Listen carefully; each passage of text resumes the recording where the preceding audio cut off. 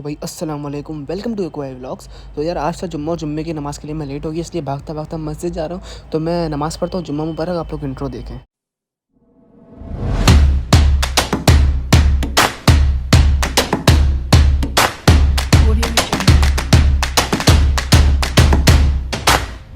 ये अल्हम्दुलिल्लाह हम जमात से पहले ही मस्जिद पहुंच गए। तो हमने जुम्मे की नमाज़ अदा की और अदा करने के बाद हम निकल आए बाहर। और बाहर तो ऐसा रश दुआ के बाद जो रश होता है ना मस्जिद में, वो सिर्फ लड़के ही जान सकते। यहाँ पे जुम्मे के बाद आए हम अपने दोस्त के पास।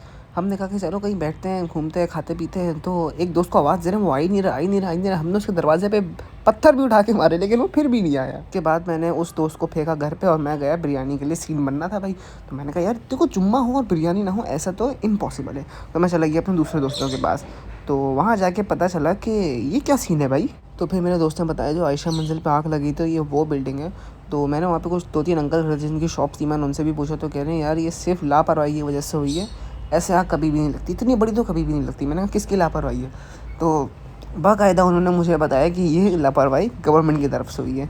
पूरी बात मैं नहीं बताना चाहता, लेकिन बस समझने वाले समझ जाएंगे। मैंने कहा ठीक है भाई, मुझे भी समझ नहीं है, आप लोग को समझ आए तो ज़रा कमेंट में बताओ।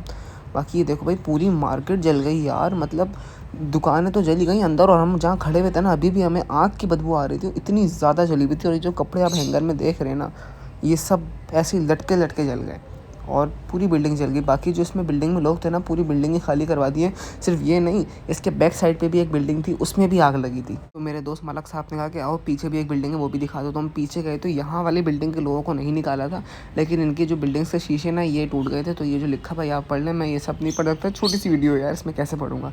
खैर उन्होंने कहा कि AC के आउटर्स बच गए, वरना आउटर्स में तो गैस होती है, तो वो ब्लास्ट होते होते बच गए भाई। और अभी भी यहाँ पे पुलिस और रेंजर्स वगैरह खड़े हुए थे, और जिनके घर थे वो लोग बाहर खड़े हुए थे घर से। तो भाई हमें सीन बनाते बिरयानी का। तो मैंने इमाद साहब को उठाया और ये शर्मा रहे कैमरे से, कह रहे नहीं। मैंने कहा यार 9, 10 पूरे 8 क्लास पूरा तुम 3 साल मेरे साथ ब्लॉग में आए हो, और अब तुम एंड में आके शर्मा रहे, बोल रहे नहीं मुझे नहीं दिखाओ, अभी मेरे हुलिया सही नहीं है। मैंने कहा चलो हुलिया सही कर लो। हुलिया सही गया, फिर हमारे ATM का नंबर आया, हमने जल्दी से डाला। ये हमारा था तीसरा ATM। 2 ATM गए, वहाँ पे कैश ही नहीं, मतलब कैश था ही नहीं। तो फिर यहाँ से अल्हम्दुलिल्लाह कैश निकल गया। फिर हम पहुँच गए अपने दोस्तों यारों में। तो दोस्तों यारों में पहुँच के हम अपने पुराने स्कूल की बातें कर रहे थे, जहाँ से हम पास आउट हुए। हमने कहा यार क्या मज़ा आता था। एक और हमारा दोस्त है सलीम जट, जिसको आप लोग जानते होंगे। तो वो नहीं था, तो उसकी कमी महसूस हो रही थी, क्योंकि हम उसकी बजाते हैं। और यहाँ पे मलक साहब को दिखा रहा हूँ, मलक साहब शर्मा रहे हैं, कहते हैं कि नहीं यार मुझे नहीं दिखाओ। मैंने कहा क्या हो गया तुम लोग को? आज भी मैं वही आलियन हूँ, वही मेरा चैनल है, वही मेरा ब्लॉग है, और तुम लोग शर्मा रहे हो। मैंने कहा यार शर्माने वाली क्या बात है यार, ये दो एक शर्माए जा रहे हैं। और फिर बात निकली इमाद की। तो इमाद स्कूल लाइफ में थोड़ा सा टेंशन में था।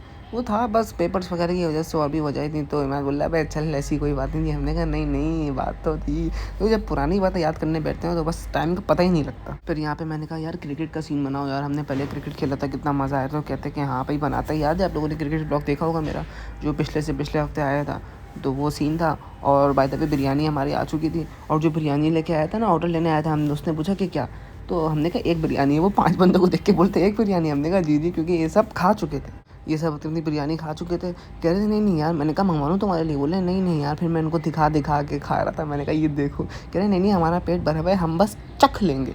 जहन की ये बताइए ना, चख लेंगे तो बस समझ जाओ बिरयानी शार्ट। तो भाई ये था उसका अगला दिन।